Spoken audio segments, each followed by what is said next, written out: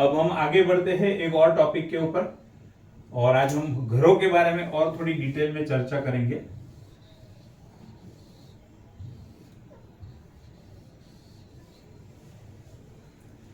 एक कुंडली है, इसमें अभी कोई भी लगन मैंने नहीं लिखा है, लेकिन कोई भी कुंडली होने दो, कोई भी लगन की कुंडली होने दो, वो कुंडली में हमेशा first house, fourth house, seventh house and 10th house, उसको क्या कहते हैं? शुभ स्थान कहते हैं, केंद्र स्थान कहा जाता है इसको। 1, 4, 7 एंड 10 को केंद्र स्थान कहा जाता है, और केंद्र स्थान को हमेशा शुभ माना गया है। क्लियर? उसी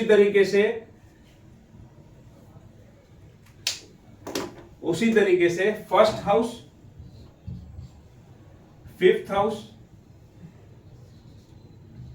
एंड 9th हाउस,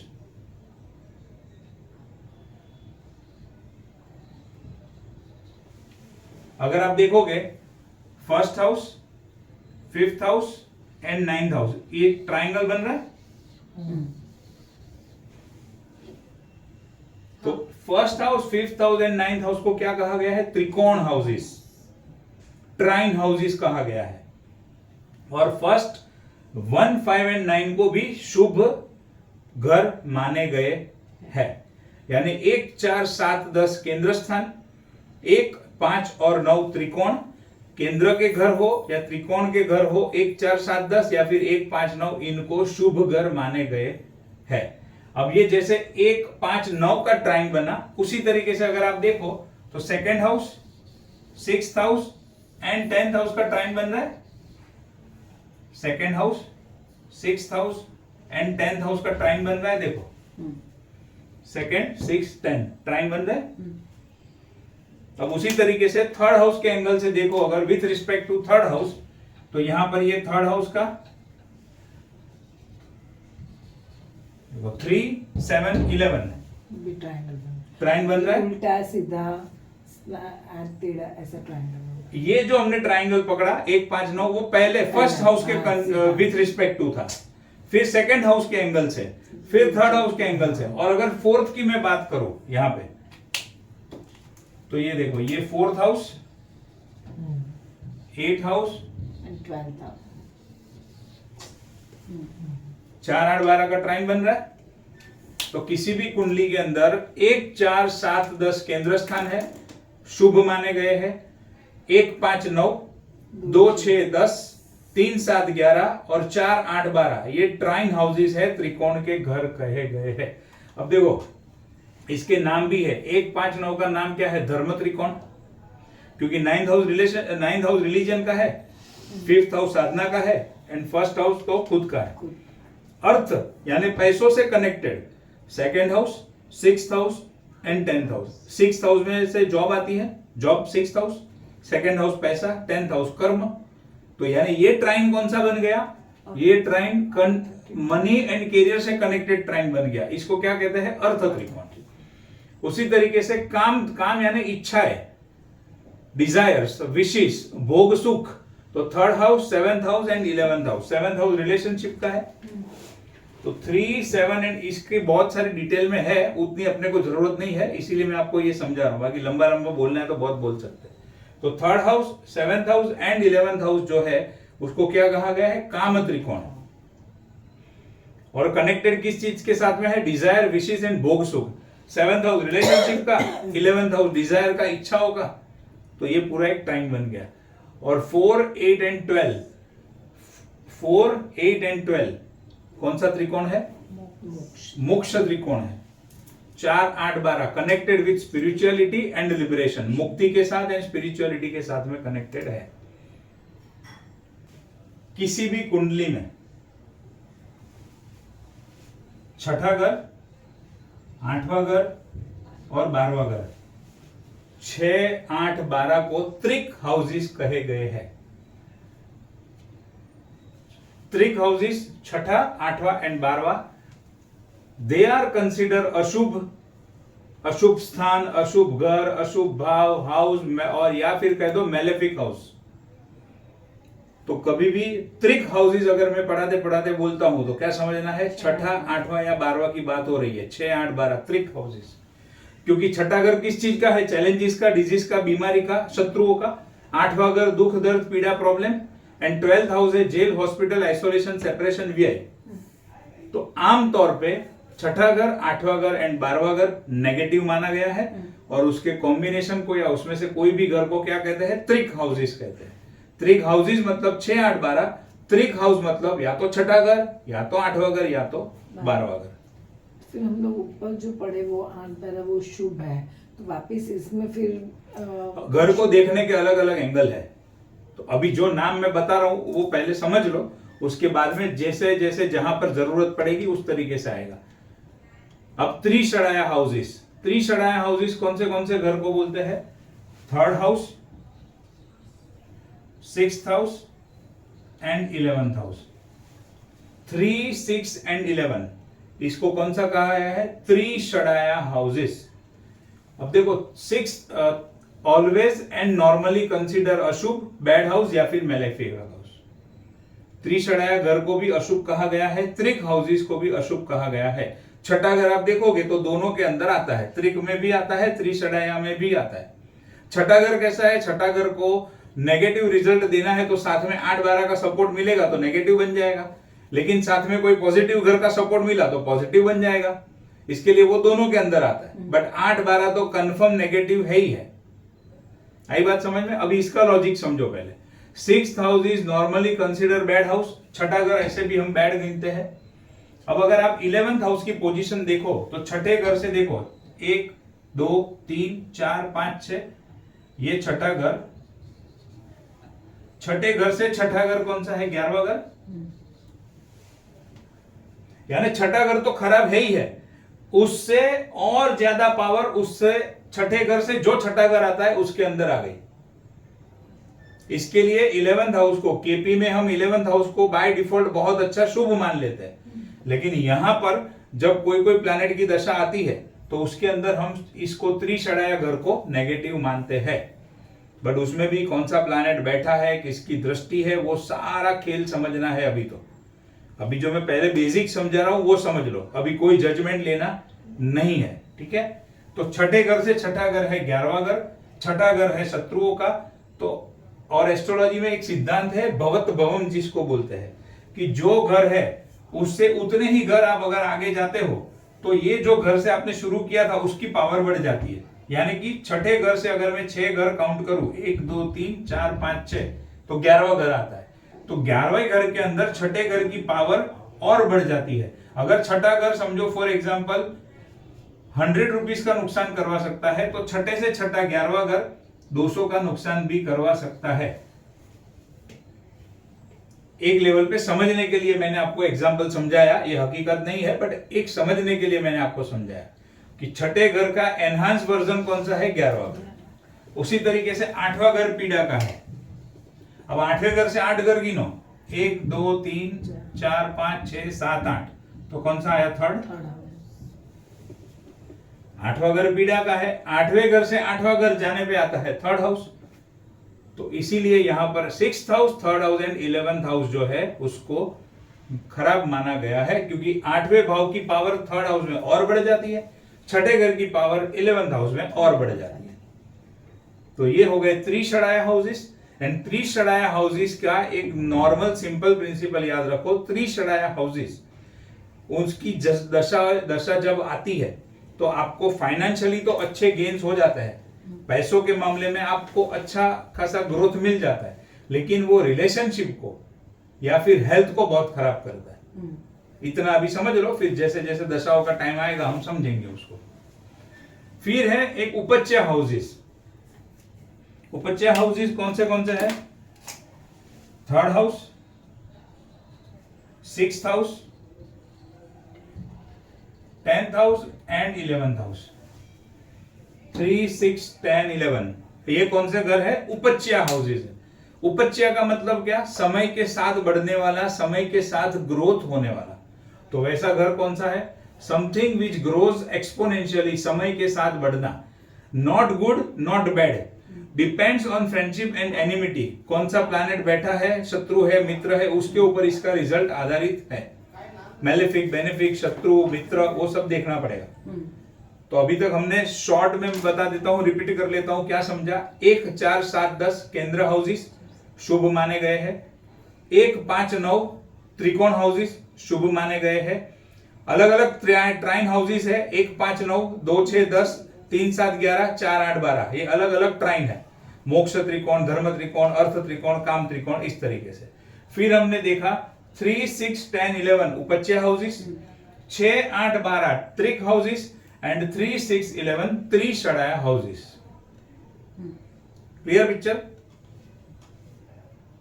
अब one of the most important part, कुंडली कैसे पढ़ना, कैसे स्टडी करना, उसके ऊपर हम शुरू करेंगे। किसी भी, देखो अभी हमारे पास कोई भी व्यक्ति जब आता है कुंडली दिखाने, तो उसको ये मतलब नहीं है कि आप कुंडली कैसे देखते हो। उसको मतलब क्या है मालूम है, मेरी शादी होगी कि नहीं होगी वो बताओ, और होगी तो कब होगी। जैसे ही आपने हाँ बोला, उसका नेक्स्ट क्वेश्चन होगा कब होगी। मैं घर ले पाऊंगा, आपने देखा, ले पाओगे, कब ले पाऊंगा, नहीं ले पाऊंगा, अच्छा नहीं ले पाऊंगा, कुछ रास्ता बताओ, कुछ दिखाओ, यही चीज होगी, उसके सिवा तो और कुछ होने वाला नहीं है। इसका मतलब हमें कुंडली के अंदर दो ही चीजों के ऊपर फोकस करना है। कोई भी व्यक्ति का क्वेश्चन हो, होगा कि नहीं होगा, और होगा तो कब होगा। अगर नहीं होने वाला है तो फिर वो लाख उपाय कर ले, कुछ भी कर ले, वो नहीं होने वाला है। 1% ऑलवेज भगवान के ऊपर रहेगा, वो चीज आप हमेशा ध्यान में रखना। बाकी हमने जो हिसाब से कुंडली देखी, जो स्टडी किया, उसमें एक बार आंसर अगर ना आ गया तो 99.9% वो काम उसका होने वाला नहीं है। 1% भगवान की मर्जी हो तो सब कुछ हो सकता है, वो बात पूरी अलग है। तो हमारा, इसका मतलब हमारा फोकस कौन सी दो चीजों के ऊपर है, होगा या नहीं होगा, और अगर होगा तो कब होगा। ठीक है। अब जो होगा या नहीं होगा हम बोलते हैं, वो क्या है, वो है कुंडली का स्टैटिक प्रॉमिस।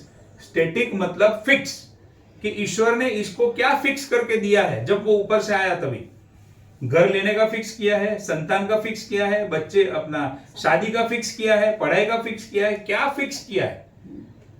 अच्छा, फिक्स में दो चीज हो सकती है, पढ़ाई नहीं करेगा वो भी फिक्स हो सकता है, पढ़ाई करेगा वो भी फिक्स हो सकता है। यानी वो चीज क्या है, स्टैटिक है, वो हिलने वाली नहीं है। स्टैटिक मतलब फिक्स, जो जगह पे है उस जगह पे ही रहेगी, फिक्स रहेगी।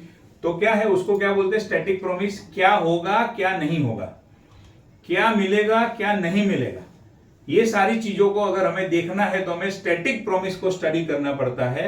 और this we can study with the help of house and house lord. अभी तक हमने जो देखा, एक छोटी सी झलक, चौथा घर, छठा घर, आठवें घर का स्वामी थर्ड हाउस में, थर्ड का स्वामी सिक्स्थ हाउस में।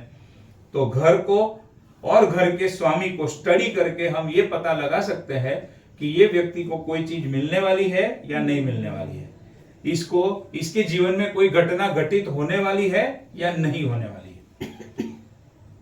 और उसके बाद में इंपॉर्टेंट पार्ट कौन सा है, डायनामिक प्रॉमिस। डायनामिक मतलब मूव होने वाला, घूमते रहने वाला, चेंज होने वाला। तो डायनामिक प्रॉमिस कौन सा, अगर कोई चीज मिलने वाली है तो कब मिलेगी, शादी होने वाली है तो कब होगी, संतान प्राप्ति होने वाली है तो कब होगी।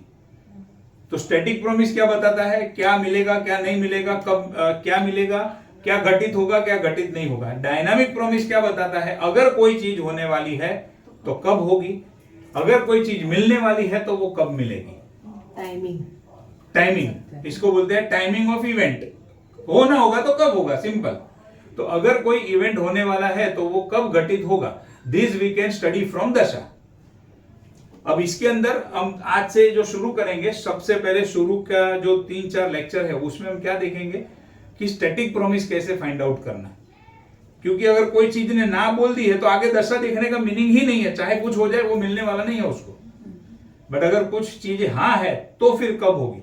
तो पहले ये, हमेशा कोई भी कुंडली हमारे पास आए तो हमारा पहला काम क्या है, स्टैटिक प्रॉमिस को स्टडी करना। वो जो भी क्वेश्चन लेकर आया है उसका स्टैटिक प्रॉमिस देख लो। अगर मान लो स्ट्रेट अवे मैरिज का पूछ रहा है तो मैरिज का देख लो, या फिर उसने अगर आपको बोला है मुझे इन जनरल बताओ, तो आपको हर एक घर का स्टैटिक प्रॉमिस चेक करना पड़ेगा। और वो स्टैटिक करने के बाद जो चीजों में स्टैटिक प्रॉमिस पॉजिटिव है, फिर उसकी दशाओं का देखना पड़ेगा। कोई भी प्लैनेट किसी भी घर के साथ 3 तरीके से रिलेशन बना सकता है। पहला है प्लेसमेंट, यानी कि जिस घर में वो बैठा हो उस घर के साथ तो उसका कनेक्शन बन ही गया, क्योंकि वो घर में तो वो खुद बैठा ही है। दूसरा, उसकी रूलरशिप यानी कि लॉर्डशिप, जो अभी मैंने आपको थोड़ा एक झलक दिखाया है। हाँ, दूसरा, वो लॉर्डशिप से और उस घर के साथ में कनेक्शन बना सकता है, और तीसरा एस्पेक्ट से बना सकता है, उनकी दृष्टि। यानी वो दृष्टि से। तीन प्रकार से किसी भी घर के साथ कनेक्शन बनाएगा। प्लेसमेंट यानी बैठा हो, लॉर्डशिप यानी उस घर का स्वामी हो, एस्पेक्ट यानी उस घर को देख रहा हो। अब यहां पर ये जो कुंडली है उसके अंदर Saturn, Jupiter, mercury, moon, Rahu, Ketu, Surya, Mangal and शुक्र, ये धनु लगन की कुंडली।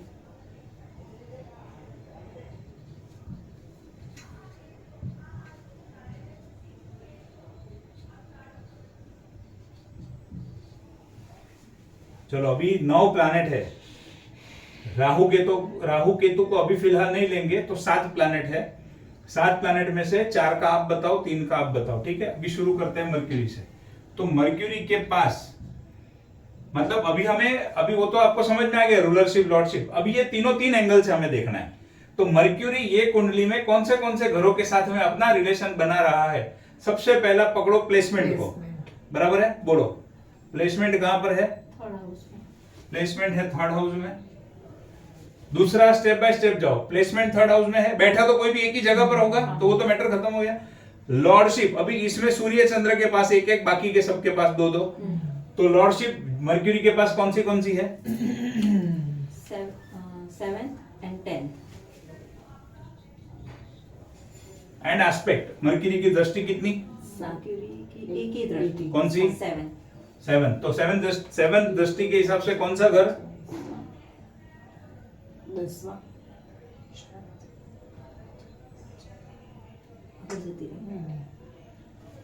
नहीं, 9th हाउस। 9th house.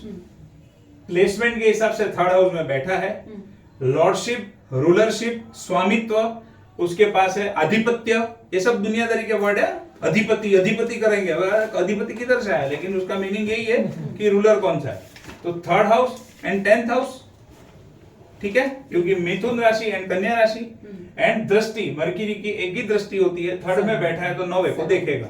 तो इस कुंडली के अंदर मर्क्यूरी टोटल अपना रिलेशन 3, 7, 10 एंड 9th हाउस के साथ में बना रहा है। क्लियर। अभी आप बताओ मंगल का बताओ। 1 मिनट सिर्फ। उसमें फिर राशि 11th राशि है, तो उसका एट्रीब्यूट्स नहीं होगा कुछ अपना 11। मर्क्यूरी में 11 नंबर है। अब हाँ, तो उसका एट्रीब्यूट उसका अभी फिलहाल कुछ नहीं है। अभी जो मैं पॉइंट बता रहा हूं, अभी तीनों इसी के ऊपर फोकस करेंगे, प्लेसमेंट, लॉर्डशिप एंड एस्पेक्ट। अब मंगल कौन से ये कुंडली में मंगल कौन से घरों के साथ में अपना रिलेशन बना रहा है, वो बताओ। मंगल मैं शनि फर्स्ट राशि नहीं, 2 गिनना पड़ता है, 1 2 3 4 5 और वृश्चिक। स्टेप बाय स्टेप जाओ, 5 और 11। रुको, स्टेप बाय स्टेप। सबसे अच्छा। पहला प्लेसमेंट कहां पर बैठा है, कौन से घर में बैठा है। ओके, 1 2 3 4th 4th में बैठा है, बराबर है। अब आओ लॉर्डशिप के ऊपर। लॉर्डशिप। हाँ। तो लॉर्डशिप कौन सी है इसके पास। मेष और वृश्चिक, यानी फर्स्ट, यानी ये हाउस का 1 2 3 4 5th हाउस, और वृश्चिक यानी 1 तो 12th हाउस। अब मंगल की दृष्टि, दृष्टि कितनी दृष्टि है मंगल की। 3 टोटल। हम्म। मंगल 4 8 और 7। 4 7 और 8, ठीक है। तो भी मंगल कहाँ पर, यहाँ पर बैठा है। 1 मिनट, कोई घाई नहीं है, आराम से करो, कोई घाई नहीं है। जो टॉपिक में फर्स्ट टाइम पढ़ा रहा हूं ना, उसके लिए घाई नहीं होती है। जो आगे आपको सिखा दिया वो उसका आंसर फास्ट आना चाहिए।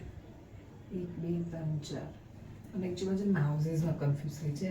થાય બધું થાય. એ છ આ ત્રણ વંચાય જ કે નથી વંચાતું? એ હાઉસ એ સાતમું ગણાય ને હમ હા સાતમું હાઉસ ત્યાં આગળ ત્રીજી દ્રષ્ટિ चौथी ચોથી દ્રષ્ટિ સોરી मंगल की फोर्थ दृष्टि दृष्टि, 1 2 3 4 सातवें घर पे ऐसे स्टेप बाय स्टेप पकड़ो। पाँच, मंगल की है छः, 3 दृष्टि 4 7 8 तो चौथी दृष्टि 1 2 3 4 सातवें घर पे દ્રષ્ટિ 10वें हाउस पे सातवीं घर में दस। सातवीं दृष्टि 10वें घर पे हाँ और 8वीं 11वें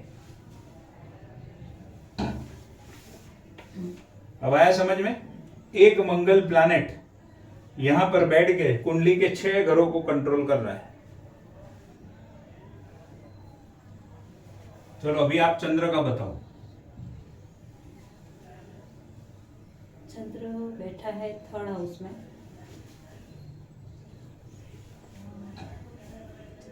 देखो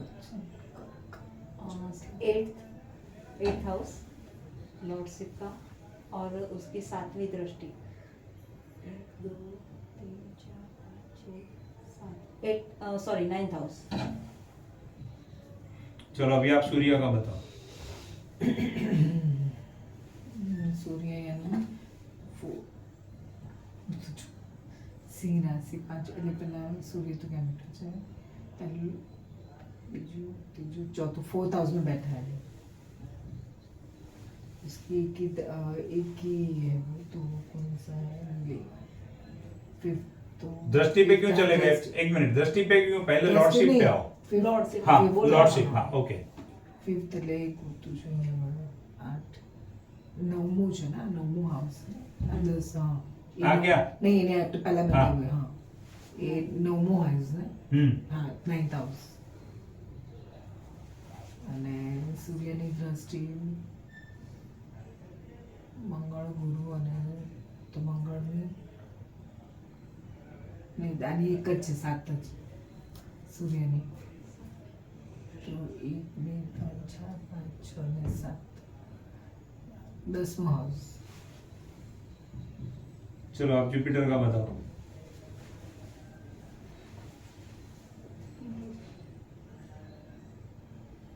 जुपिटर बैठा है 10वें में।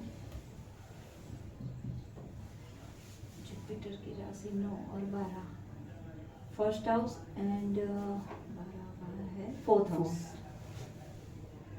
जुपिटर की 3 दृष्टि है 10 एक मिनट 5 7 एंड 9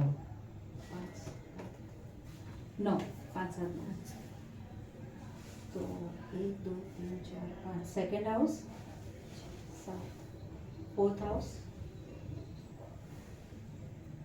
7th हाउस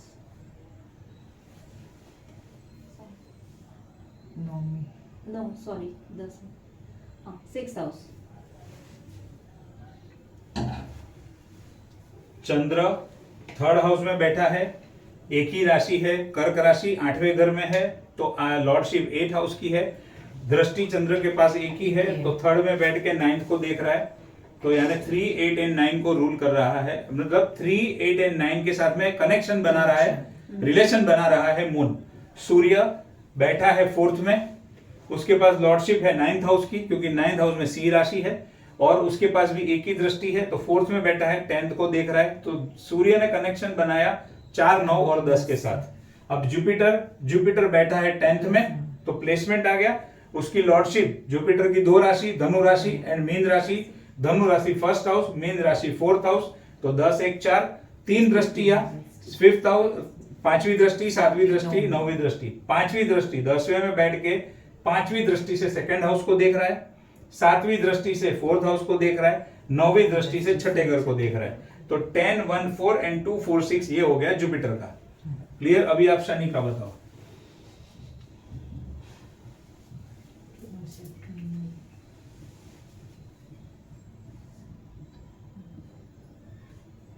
देखा तो मतलब शनि साइन के आइडिया तो 10વામાં એન પ્લેસમેન્ટ છે 10મા प्लेसमेंट 10th શનિનું મકર અને કુંભ તો મકર એટલે 10મું ને 11મું એટલે બીજો હાઉસ અને ત્રીજો હાઉસ એમ લॉर्डशिपમાં તો દ્રષ્ટિ. અને દ્રષ્ટિ એની બે છે 3 અને 10 તો એટલે 3 સોરી 3 7 ને 10 તો 3 1 2 ને 3 12મું હાઉસ એ ત્રીજી દ્રષ્ટિ 7મું હાઉસ એટલે 3 4 5 6 અને 7 4th હાઉસ એ 7th દ્રષ્ટિ અને 10મી 7 8 9 10 बच्चे में थर्ड से कोई हाउस के लिए 7th हाउस है और थर्ड से कोई house 7th house in 10 Shani बैठा है 10th में, मकर राशि एंड कुंभ राशि, मकर राशि 2nd हाउस में, कुंभ राशि 3rd हाउस में।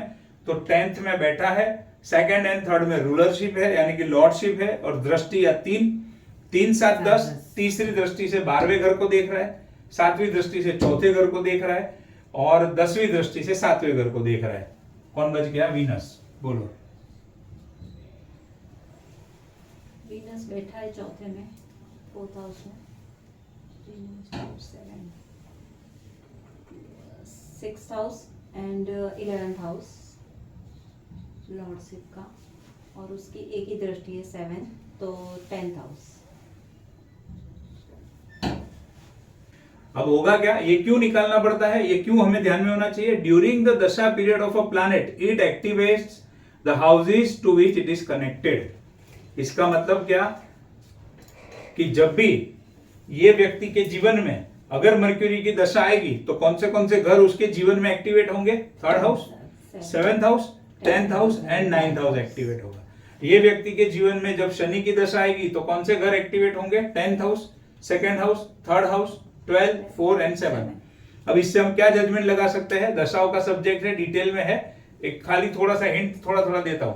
क्या जजमेंट लगा सकते हैं? 10th हाउस कर्म, नेम फेम, तो शनि की महादशा में उसको नेम फेम मिलेगा, कर्म उसका अच्छा चलेगा। 12th हाउस है, खर्चे का है, खर्चे भी रहेंगे, विदेश जाने के भी योग रहेंगे, घर से दूर भी जा सकता है, इनकम भी हो सकती है, कमीशन से जुड़ा हुआ काम कर सकता है, शॉर्ट डिस्टेंस ट्रैवलिंग कर सकता है, प्रॉपर्टी खरीद सकता है, शादी हो सकती है। अब डिपेंड करता है वो दशा उसको कौन से समय पे मिल रही है, वो दशाओं का सब्जेक्ट है। बट ये क्यों हमें निकालना है? ताकि हमें ये पता चले कि ये पर्टिकुलर प्लैनेट ये पर्टिकुलर कुंडली में कौन से घरों को एक्टिवेट कर रहा है, और एक्टिवेट करेगा कब? जब उसका टाइम पीरियड आएगा तब। देखो क्रिकेट में बॉलर होते हैं, उसको बॉलिंग डालनी तो 5 बॉलर को आता है, लेकिन डालता कौन है? जब वो कैप्टन उसको बॉल देता है कि अब तू डाल, तो ही वो बॉलिंग का अपनी कला दिखा सकता है, बाकी उसको खड़ा रहना है, फील्डिंग करना है। इसी तरीके से ईश्वर ने सभी प्लैनेट को अपना अपना टाइम दिया है, अपना अपना रोल दिया है, तो वो रोल अपना एक्टिवेट कब करेगा, प्ले कब करेगा? जब उसका टाइम पीरियड आएगा, जब कैप्टन बोलेगा कि ये ओवर तुझे डालनी है, तभी वो डालेगा, बाकी खड़ा रहेगा, फील्डिंग करेगा, उसको कोई मतलब नहीं है। उसी तरीके से ये अलग अलग प्लैनेट है, ईश्वर ने उनको दिया है रोल, उनको दिया है लॉर्डशिप कि भाई तुझे ये व्यक्ति के जीवन में खर्चे बढ़ाने हैं, ये व्यक्ति को प्रॉपर्टी भी दिलानी है, शादी भी करानी है, ये सारे चीजों का काम तुझे करना है। तो कब? लेकिन तू करेगा कब? जब तेरा टाइम पीरियड आएगा तब, जब तू एक्टिवेट होगा तब। इसी तरीके से मान लो मून की दशा आई तो 8th हाउस एक्टिवेट हो जाएगा, तो मून की दशा में ये व्यक्ति को पीड़ा होना ही होना है, 8th हाउस पीड़ा का है, तो उस तरीके से हम इसको जजमेंट करेंगे।